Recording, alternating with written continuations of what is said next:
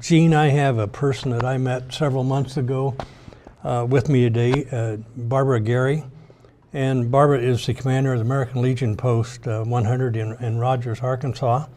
And I'm going to just ask Barbara, give us a little background about, before we get into what you do, just a little bit about you and your military background and things of that nature, if you would, please. Sure. I joined the Air Force in 1981 and I served until 1987. I worked on aircraft and long distance radar as a maintenance person. I got out and couldn't find a job, as a lot of service people have trouble doing. I drove over the road for a year and then I got on at the post office and retired from the post office. And then became the commander and haven't stopped since. Okay. How long has the American Legion Post been in existence in Rogers? Almost 100 years. We were on the original application for when the American Legion became its own organization in 1919. Well, I know that the American Legion in Rogers started this program titled ReBoot. Yes. And I became aware of it when you came and spoke to our men's club at church, how you help veterans. And give me a little background about the existence of it and how the program helps veterans in Northwest Arkansas, and Sure. Just kind of an overall view of what you do with the ReBoot program. Okay. Operation ReBoot started with my office being crammed full with items after I had returned from a trip to the VA and found out that we had a lot of veterans that were being housed, but they were living on with just a bare floor, as a bare apartment. And I didn't think that was right, so I came back and I asked my bingo ladies if they had spare dishes, spare blankets, anything that they could just give me. So next week I couldn't get my office, it was so full. So then it just expanded from that. And then a couple of people wanted to give us furniture. So then I got a storage building, then I got another storage building, then I got 5 storage buildings. And then we were really lucky, a gentleman, he doesn't really want the publicity about who did it, but anyway, he gave us a warehouse to use, and now our warehouse is full, and it's all separated out with the furniture, with the different items of furniture. So when we have a request that comes in, then we just fill up the truck off the request, and we can get the beds, we can get the dressers, we can get other things. So that when someone calls in, it goes like clockwork now. They call in, we load the truck up, and we take it down and deliver. And it has worked really, really well. Well, then, do the vets just, how do they get into the program? Okay. There are 2 housing programs right now through, one's through the VA, which is called HUD-VASH. The other one is SSVF, Supportive Services for Veterans and Families. It can only be administered by a 501c3, so Seven Hills does that. Okay. Both of them are different. They do the same thing. They house veterans, but they work it just a little bit different. Both of the programs do. Mm-hmm. So the services you provide veterans are very comprehensive then? Yes, and we do furnish their apartments for them. We were really lucky that when Walmart opened up the Walmart to Go, the Walton Foundation gave us $1,000 in gift cards. So now we could give those out, so veterans could get gas to go apply for jobs. They could have gas to hit their appointments at the VA or the various things that they needed. So we've been able to help them in a variety of ways. In the winter, we try to get clothes, long sleeve shirts, and jackets for them. So that way, because when a lot of these, they come out of different programs where they lose all their possessions. So they don't have warm clothes in the winter, so that's what we do. That's one of our, the things that we strive for in the winter, in the early fall. Roughly what age group veterans are you getting into the program, and are you getting both men and women? Yes, we've serviced probably about 10 women. The majority of them are single males. They're anywhere from 21, our oldest one was 82. Then I would qualify. Yes, you would qualify. He was a World War II vet that had these problems. How's it funded then? I mean, you're not under a federal program, or? No, it's funded by churches like yours, and we have, and also our post has a bingo, and whenever there's a month that has a 5th Thursday, then the money, the profit that we make goes into the ReBoot, and that's what we do. We've had several different people donate things, like the rent on the building was donated by a gentleman, and the utilities are paid for by another gentleman. And like I said, your church helps a lot with the various things that we need, but it's mostly we just scrape by and get what we can. It's probably not legitimate for me to say Highlands Christian Church, but, Oh, I don't know. This is the perfect opportunity, I'd say. but that's how we got started, because you came and Yes. spoke to our church, and the men's group just thought that it was a good ministry. And so as a result, we have in our budget now at church a reboot line item, and people contribute to it. And you started to mention a little bit ago all the different things that you need. And when we were talking, you said, I need coffee pots, I need glasses. I mean, Yeah. are we talking just bare essentials that Yeah, just anything in a home is what they need. So they need coffee pots, they need microwaves, they need pots and pans. And our only requirement for a donation, if you would have it in your house, then we'll accept it. If you're going to throw it away, then throw it away. Because I don't need sofas with 3 legs. I need sofas with 4 legs, okay? And tables that actually stand up, and microwaves that work. That's kind of like at Helping Hands. I had Bill on here a while back, and he said it costs them between $1,000 and $2,000 a month to haul off junk that comes into Helping Hands. Yet Yes. they do $2.2 million a year in providing assistance. Yes. Have you equated any dollar amounts to What we've done? What you've done? No, it's a lot, I know, because we have, probably right now, we're spending close to $2,000 a month, and through the post and through donations and the different contributions that people have made to us, probably right at that right now.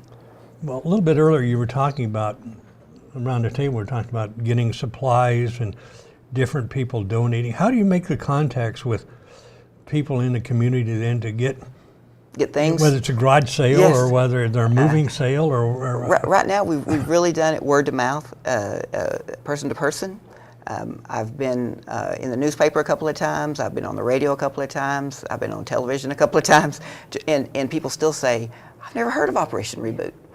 So I'm not getting it some way. And next week, I have a group out of Walmart that's going to help me hopefully do a Facebook page and a website, so that way then we can have people you can click on and say, okay, well they need microwaves this month, or we have special needs. Sometimes we have families that want bicycles for their kids, and this is a ongoing problem. After Vietnam, I think 60-70% of the homeless in America were Vietnam veterans. When we started seeing the men and women come back from the Gulf Wars and tumbling into that same problem, then Shinseki started a program to house the veterans. The only problem is the government. The government can't take care of all your needs, and your community has to. That's the way I look at it. I'm part of this community. I want my community to survive. So if a veteran is living in their car and with a couple of kids, then they need a little bit different services than a single guy who's living on his mom's couch. And we've had both sets of those problems. I was at a meeting at United Way, and somebody from Salem Springs was complaining because they had 2 families living under the 412 bridge, and the school bus wouldn't stop to pick up the little girl that was going to school. That's here. This is in Northwest Arkansas, who supposedly has a 0 homelessness problem. Well, I know better than that because I see it every day. And my main thing is to make sure that veterans know that they are accepted and that we understand. They may have a little problem dealing with people. Okay, they may be a little standoffish, but they certainly still need our help. And we call it giving a hand up, not a hand out. We're going to give you a good yank on the back of your scruff of your neck, get you on your feet, and you can succeed. And that's what a lot of people need. They just need that help to get over the bump. I'd like to have you reiterate a little bit more. You talked about Thursday night bingo. Yes. At our post? At yeah. your post. Yeah, we have a bingo every Thursday. The early games start at 5, and then the regular games start at 6. And we usually have between 50 to 60 people. And we are located at 711 West Persimmon, which is right next to the Rogers Post Office.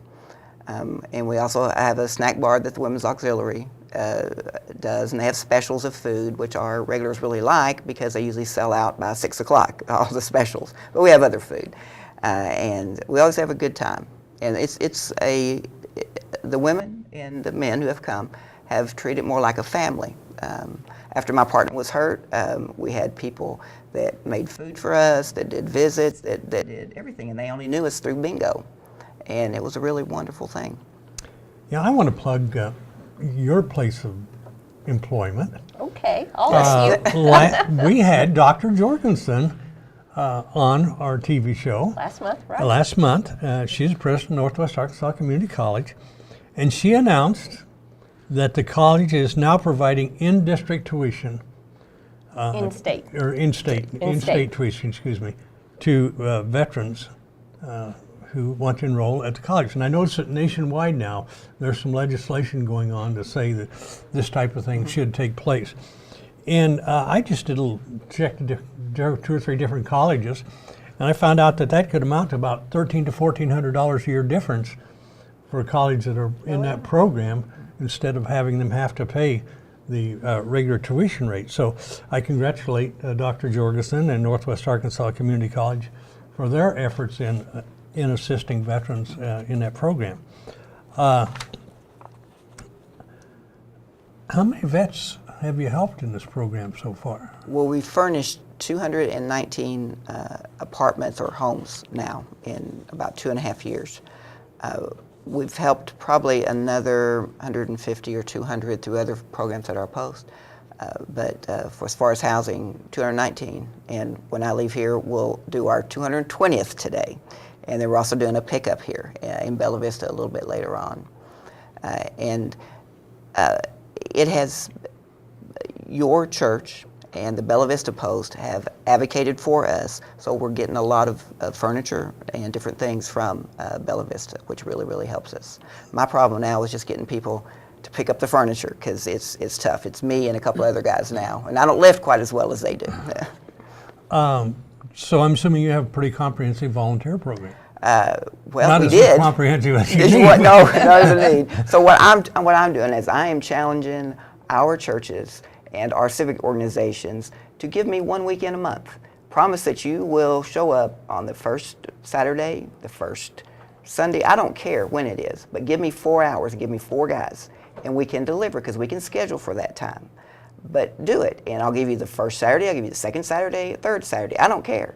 But that way, if you volunteer, then your whole organization doesn't have to show up. Just several members of your organization has to show up. But I have to have it to know. So that way then, when the veteran calls and says, can you give me furniture? I say, yes, on Saturday, we can be there. Or yes, on Thursday, we can be there. And it would really, really help us a lot. Okay. So. So areas that you need the most assistance in is additional volunteers. Yes. You need pickups or truck drivers. Yes. You need 4 people on a Saturday, or 5 right. people Yes. on every Saturday. Roughly, give me some idea of the amount of money that you might get from a night of bingo, and maybe this would encourage people to come play bingo on Thursday nights. If you're going to on the fifth Thursday, okay, on fifth Thursday. yes. Okay. We do a little bit more, and we usually get about $1,000, right at $1,000. Great. Yeah, for that. So yeah, and because people give more, and then like if they win a little bit, they'll just say keep it and donate it to ReBoot. So that's the fifth Thursday. Fifth Thursday. American Legion, Rogers. What time of day again? It's the early games are at 5, and Early the later games games are are at 5 or 6. 6. And The we have plenty money of parking. goes to the ReBoot Yes, program. yes, it does. So if you're a bingo player, Come on by. come on down. Yeah, we'll seat you.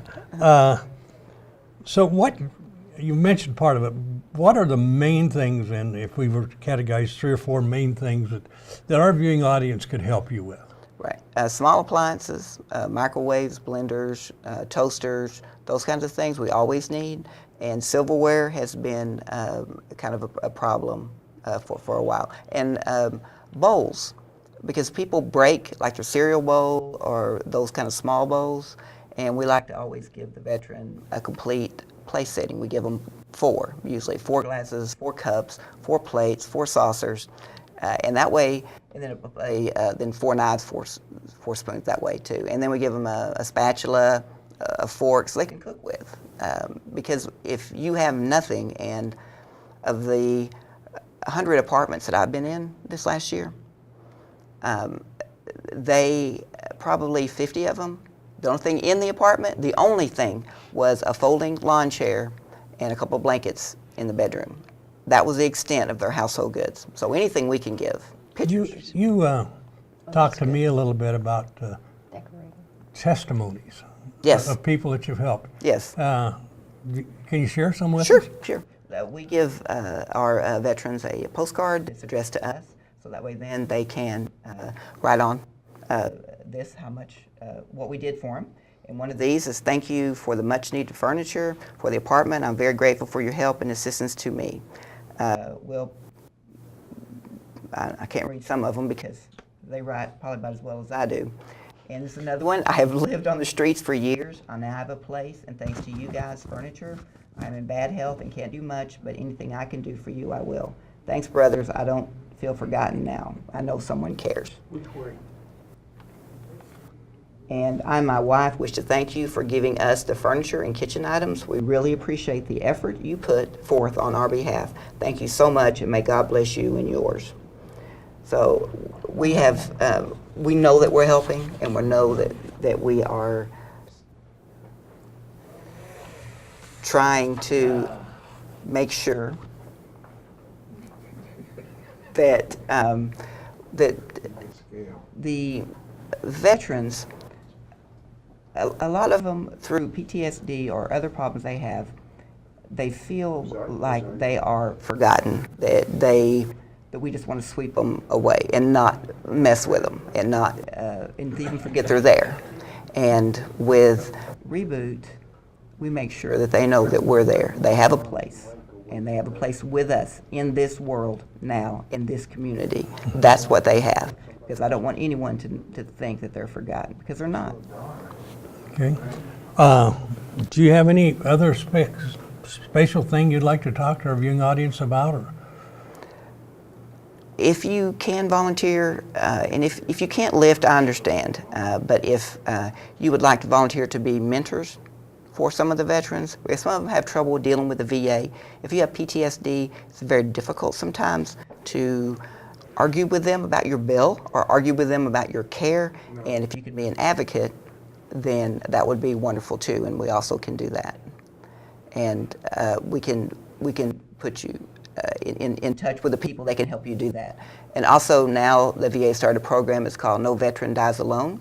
You would work a 2-hour shift when you could, and what you have to do, let me have your hand on, is that when the veteran is in his last hours, that they have this, so that they do not die alone in a hospital bed. They've got this, and you can volunteer for that at the VA. Well, Barb, I can't thank you enough Well, thank you. for taking your time today to come and visit with us and enlighten us on the needs of veterans in Northwest Arkansas and what the Rogers Post is doing to assist them. It's an honor, a blessing to those people, and I know that they're just so fortunate to have you and your organization assisting them, and I thank you very kindly. Well, thank you. Thank you for letting me get my message.